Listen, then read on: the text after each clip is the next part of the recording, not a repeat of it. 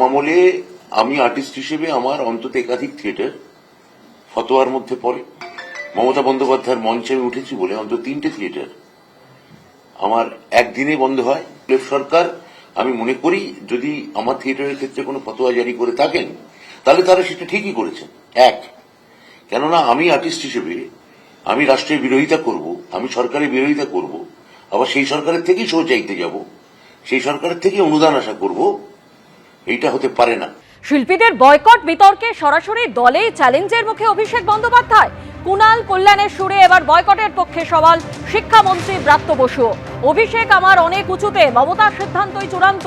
দলে দুরকম মত আছে, তালিকা পেয়েছি, দলের সিদ্ধান্তই চূড়ান্ত। বয়কট বিতর্কে অভিষেক বন্দ্যোপাধ্যায়ের উল্টো মতে তৃণমূলে একে একে চড়ছে সুর।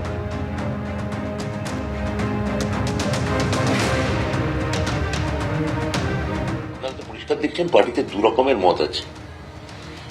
এবার সর্বোচ্চ মত যে আমাদের মতো, আমাদের পার্টি তো রেজিমেন্টেড পার্টি নয়, খোলামেলা পার্টি, সেখানে এক একদিন এক এক রকম মত থাকতে পারে, আপনারা সেই মত আপনারা দেখাতে পারেন। এবার পদমর্যাদায় অভিষেক বন্দ্যোপাধ্যায় আমার উঁচুতে, তার দলীয়ভাবে তার মত আমি ঠিক কিনা, আবার কুণাল ঘোষের মত ঠিক কিনা, এইটা বা ভুল কিনা, এটা নিয়ে আমি কোনো উত্তর দিতে পারি না। আমি একটি উত্তরই দিতে পারি, সেটা হচ্ছে মমতা বন্দ্যোপাধ্যায় মতই আমার মত।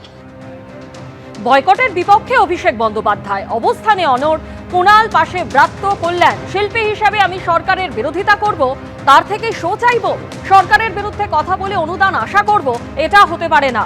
বিজেপি ক্ষমতায় আসার পর আমার নাট্যদল কেন্দ্রের 20টি অনুদান ফিরিয়েছিল, তারপর কেন্দ্রীয় সরকার সোনা দিলে আমি তাদের কাছে কাঁদুনি গাইতে যাব না।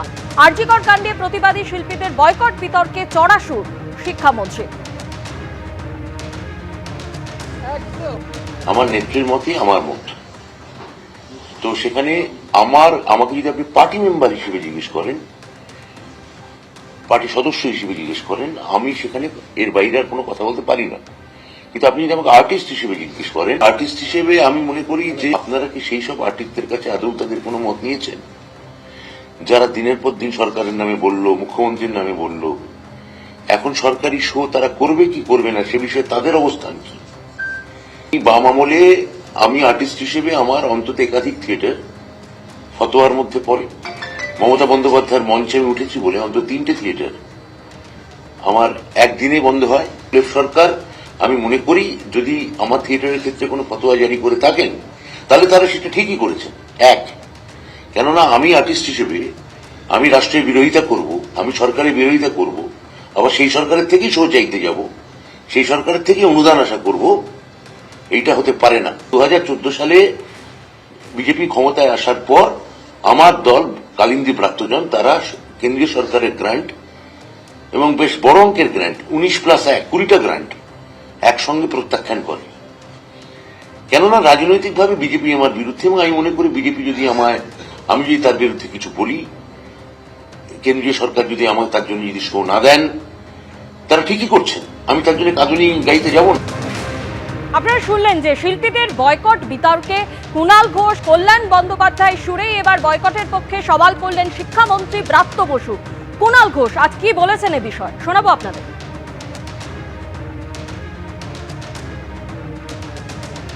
যে শিল্পীরা সাধারণ প্রতিবাদ করেছেন, বিরোধিতা করেছেন, তাদের অধিকার আছে, কিন্তু যারা ওই গালে গালে জুতো মারো তালে তালে, চটি চাটা, নবান্নর ছাদ থেকে হেলিকপ্টার নিয়ে পালিয়ে যাবে, এইসব মন্তব্য যারা করেছে, কোন তৃণমূল কংগ্রেসের কর্মী কোন অবস্থায় তাদের আয়োজিত কোন অনুষ্ঠানে এই কয়েকজন ব্যক্তিকে ডাকতে পারেন না। এটা দলের একাধিক গ্রুপে এ বিষয়ে সার্কুলার আমি দেখেছি, আমি সেটা বাইরে বলতে পারবো না, একাধিক গ্রুপে রয়েছে এবং দলের নির্দেশ বলে রয়েছে। জিজ্ঞেস করুন না উত্তর কলকাতার যুবদের গ্রুপে আছে কিনা, সভাপতি কোনো সার্কুলার দিয়েছেন কিনা। আপনি শিল্পী তো, নাট্যকার ব্রাত্য বসুকে জিজ্ঞাসা করুন না যে তিনি কোনো সার্কুলার পেয়েছেন কিনা।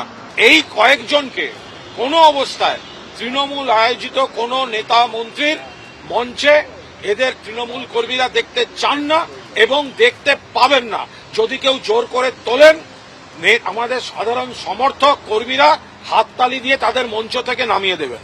আমার তো এটা ভাবতে ভালো লাগছে, আজ সকালেও দুটি জায়গা থেকে খবর পেয়েছি যে কোনো রকম অসাবধানতা বশত বা কোনো ইভেন্ট ম্যানেজমেন্ট গ্রুপকে দিয়ে করানোর কারণে এরকম দু একজন শিল্পী লিস্টে চলে এসেছিলেন, তারা গতকাল রাতে বা আজ সকালে তারা বাদ দিয়েছেন এবং বাদ দিয়ে সেটা জানালেন যে আমরা বাদ দিয়েছি।